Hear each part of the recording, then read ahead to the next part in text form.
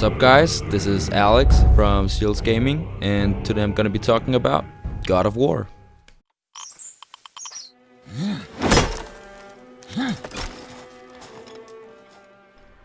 I think God of War is a lot like a magic axe. It's perfectly balanced, it's powerful, it's drop dead gorgeous, it never really lets you down. Well, almost. And it always returns to your hand. Maybe that was just the axe.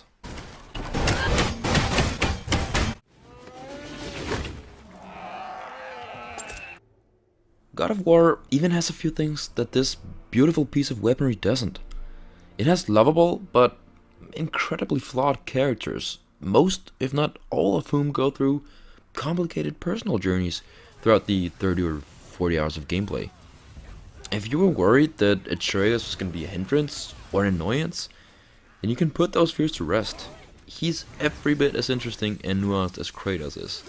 And his archery, his flock of Zapdos, his chokehold, and his well-timed shouts of warning, they got me out of some pretty tight spots once in a while.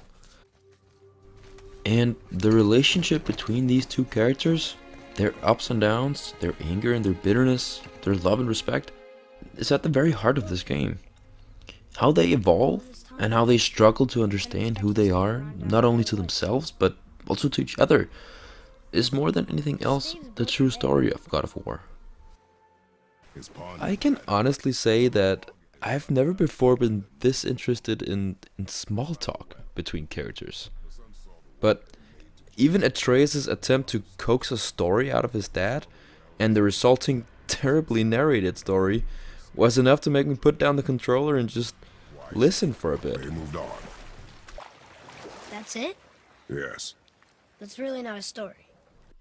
And the top-notch voice acting didn't hurt the experience either. There it is! It's hard to truly describe the depth of character that this game explores without revealing some pretty big spoilers and twists. But just take my word for it. Even if the combat, the visuals, the world building, or the Norse pantheon don't interest you, I'm certain that Atreus and Kratos alone will keep you plenty entertained. And I haven't even mentioned the small array of pretty entertaining and occasionally deeply profound side characters, such as the germophobic dwarf. Can you put it down over there? That handle is No. filthy. The cranky dwarf, Brock, Fuck else you need? the mysterious witch who lives beneath the giant turtle, the god with a grudge, I'm pretty sure I do. and the most entertaining exposition device with a Scottish accent I've ever heard. This is why no one likes you. But let's talk a bit about the combat system and the action in the game. Experience points is spent by upgrading your weapon and your runic attacks.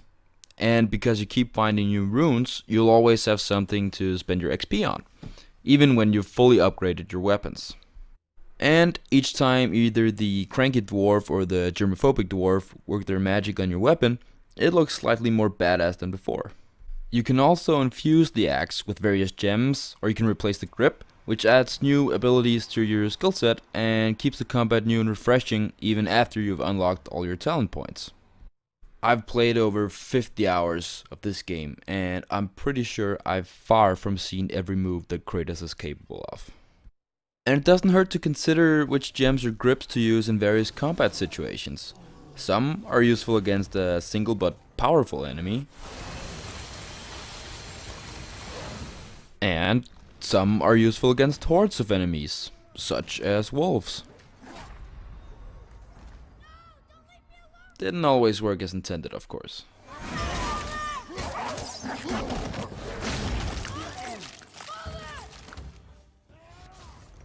But there is such a wide cast of different types of enemies that the combat never grows stale, and it always keeps you on your toes.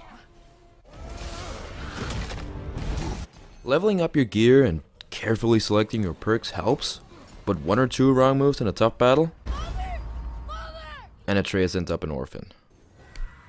But when you don't mess up, it's the greatest feeling in the world. It's so much fun walking into a room full of enemies, hesitating for a moment, giving them a false sense of security as they arrogantly prepare their attacks.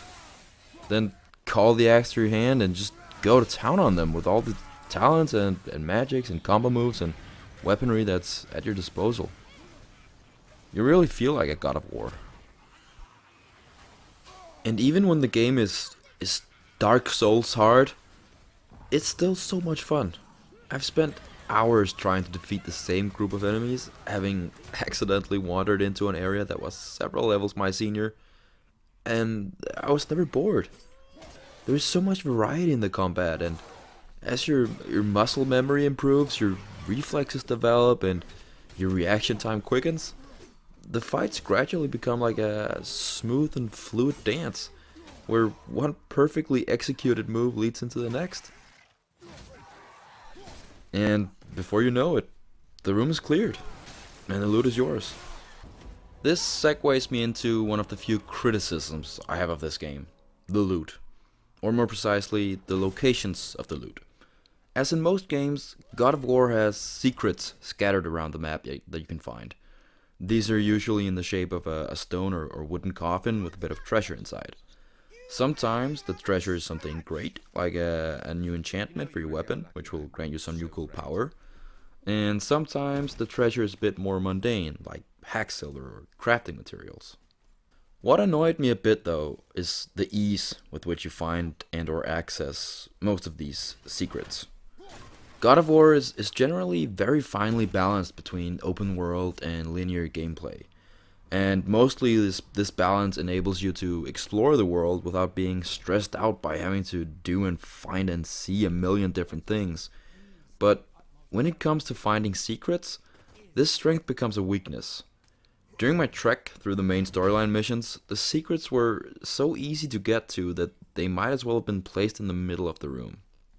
And I understand that this is for the benefit of those who only play the main story, but it's hard to feel like you really deserve that cool new ability or weapon upgrade when it's basically just handed to you.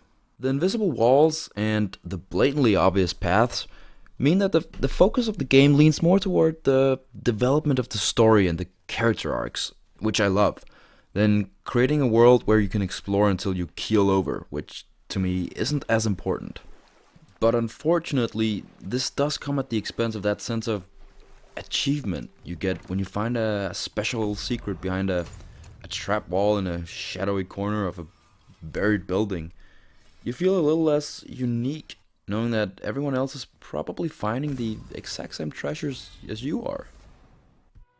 Another small gripe I had with the game was the use of certain anachronistic words, which at times caused some friction with my suspension of disbelief.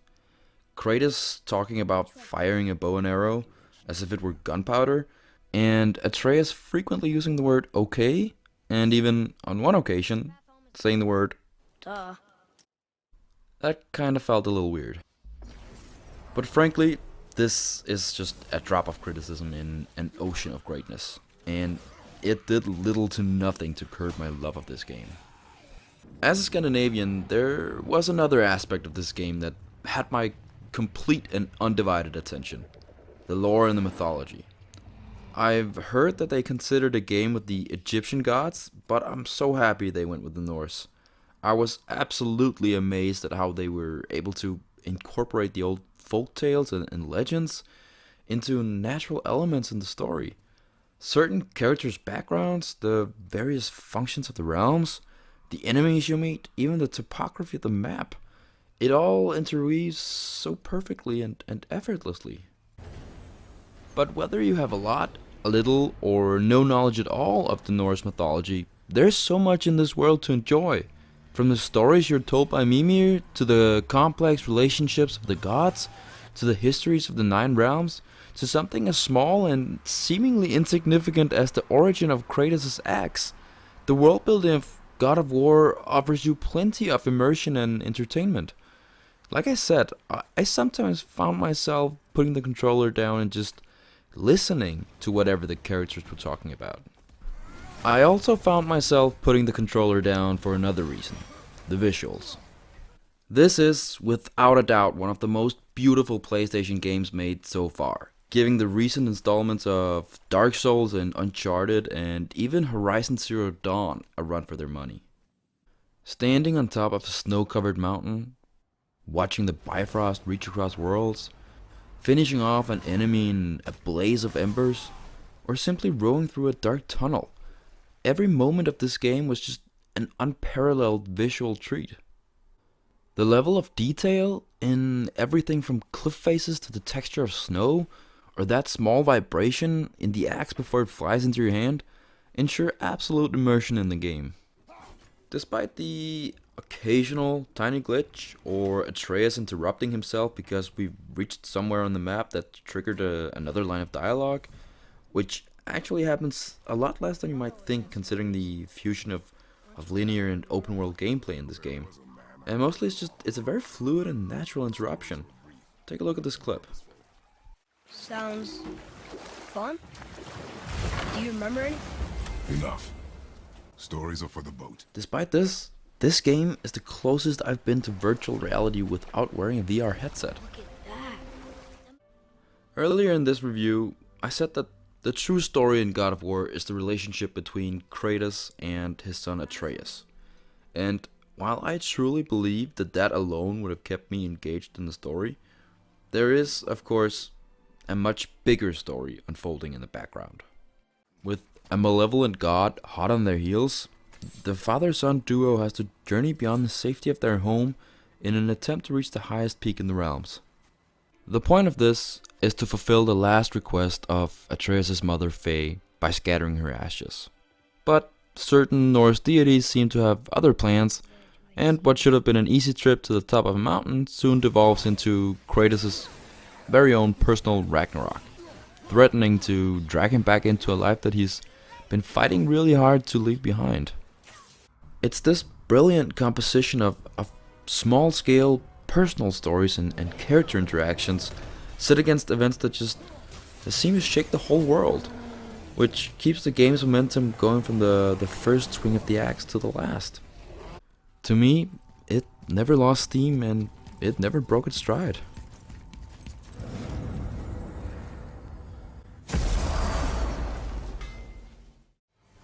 But if that's not enough for you, there's a conspiracy of 51 ravens that are in dire need of killing. God of War gets a well-deserved 9.5 out of 10.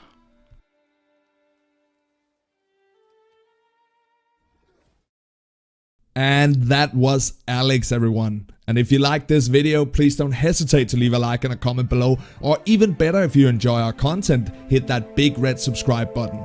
Thank you very much for watching.